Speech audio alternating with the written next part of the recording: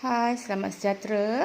Hari ini kita akan belajar berkaitan dengan tajuk rumusan PT3 ya. Okey. Rumusan ni dia sama macam ringkasan, cuma dia ada penambahan, pendahuluan dan penutup. Okey, markah sama 15 markah. Awak kena buat 3 perenggan di mana agihan perenggan dia adalah 1 perenggan pendahuluan, 1 perenggan isi, 1 perenggan penutup. Isi ni awak boleh buat sama macam buat ringkasan.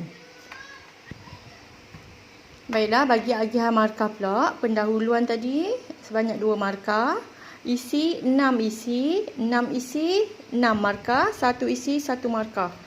Penutup 2 markah. So, 3 untuk 3 perenggan ni, pendahuluan, isi, penutup 10 markah. Bahasa sama macam ringkasan juga, 5 markah. Jumlah keseluruhan 15 markah. Okey, jelas ya macam mana awak nak dapatkan 15 markah tersebut? Baiklah, kita pergi kepada contoh soalan. Okey, ini contoh soalan. Boleh baca petikan. Okey. Petikan di bawah, baca petikan di bawah dengan teliti. Berdasarkan petikan tersebut, tulis satu ringkasan yang panjangnya antara. Okey, dia dah tulis satu rumusan. Dia dah minta rumusan. Berapa patah perkataan? 80 hingga 100 patah perkataan. Okey, pun dah bagi.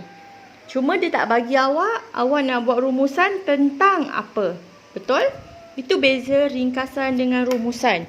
Kalau ringkasan, okey, contoh ringkasan. Ringkasan kalau awak nampak kat situ, okey, awak nampak kat situ, dia dah bagi awak ringkasan tentang halangan dalam bidang pertanian di negara kita.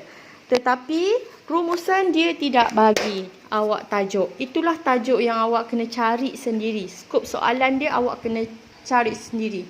Awak nak buat rumusan tentang apa? Okey, dah baca semua. Contoh dah baca lah ni. Okey, dah baca.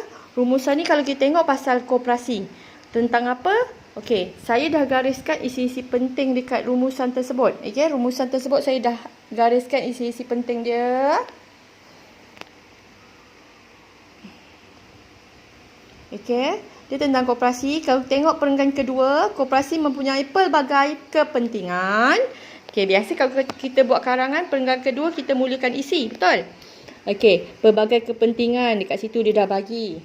Koperasi sekolah bukan sekadar mendidik pelajar dalam bidang keusahawanan, tetapi turut berperanan memberikan pelbagai faedah. Memberi pelbagai faedah. Okey, kepentingan, faedah, benda yang sama, betul? Okey. Memperolehi pelbagai manfaat. Alah, benda yang sama. Dah baca semua, kita dapat rumuskan. Rumusan ni tentang kepentingan, tentang faedah, tentang manfaat. Tiga-tiga ni adalah benda yang sama. Okey? Kita dah tahu rumusan ni kita nak buat tentang apa? Okey, tentang kita nak ambil apa? Faedah ke kepentingan? Okay, kita ambil lah contohnya tentang kepentingan koperasi.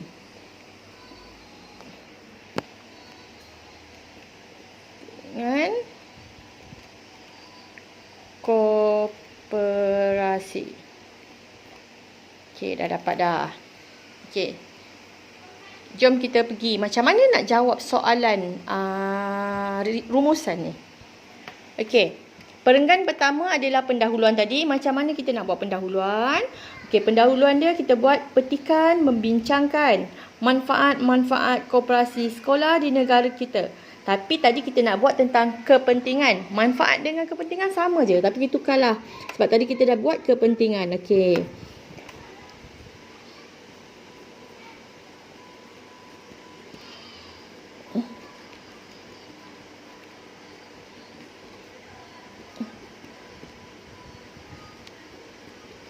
Okey. Petikan membincangkan kepentingan koperasi sekolah di negara kita. Yang ni kita tambah. Di negara kita ni kita tambah. Okey, untuk nak lengkapkan perenggan pendahuluan kita tu. Okey. Jangan sesekali bubuh perkataan tentang. Perkataan tentang jangan bubuh. Biasanya murid ni dia akan tambah kat sini. Membincangkan tentang. Bila dah bubuh tentang ni, dia dah jadi kesalahan bahasa. So, jangan bubuh tentang. Jangan. Okey, jangan sesekali bubuh tentang. Ikut je format yang saya beri ni. Petikan membincangkan kepentingan koperasi sekolah di negara kita. Cukup. Kalau murid dapat buat macam ni, dah dapat 2 markah. Mudah kan? Okey, seterusnya kita pergi kepada perenggan kedua, iaitu perenggan isi. Cara nak buat perenggan isi sama macam nak buat ringkasan. Sama je macam nak buat ringkasan. Bezanya ringkasan 5 isi, rumusan adalah 6 isi. So, penanda wacana dia kena tambah 1 lah. Okey? Biasa kita mulakan ringkasan kita dengan antara dan kehendak soalan. Betul?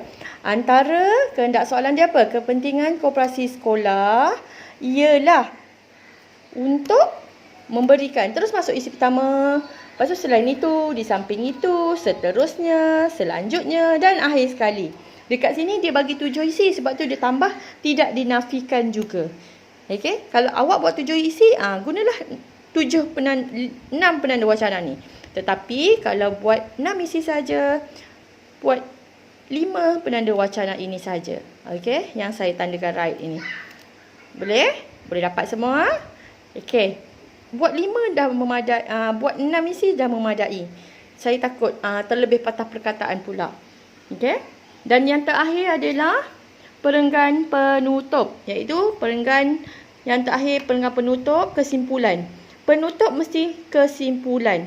Mesti ada 2 ayat yang dibuat dalam bentuk 1 ayat sahaja. 2 jenis ayat digabungkan dalam 1 ayat. 2 jenis ayat digabungkan dalam 1 ayat. Iaitu ayat cadangan dan ayat harapan. Macam mana nak buat? Okey, macam ni. Kesimpulan dia. Apa kesimpulan dia? Kesimpulannya, semua pihak perlu bekerjasama memartabatkan koperasi sekolah, kata hubung agar ataupun guna supaya. 2 mesti ada. Agar atau supaya. Salah satu daripada perkataan ni mesti ada untuk menunjukkan 2 ayat kat situ. Ayat harapan dia supaya agar, kita guna agar ya, agar dapat membantu menjana keuntungan koperasi di sekolah. Awak dapat buat macam ni, ada 2 ayat, dapatlah 2 markah. Ayat cadangan 1 markah. Okey. Ayat harapan 1 markah, 2 markah. Dapat lengkap buat, markah 10 markah isi. Kalau salin bulat-bulat 3 markah bahasa dan jumlah keseluruhan 13 markah. Mudah betul? Okey, cuma biasanya kelemahan dekat sini adalah calon sukar untuk mendapatkan skop soalan dia untuk buat pendahuluan tu. Tak apa, kita belajar, kita cuba. Okey? Okey, semoga berjaya.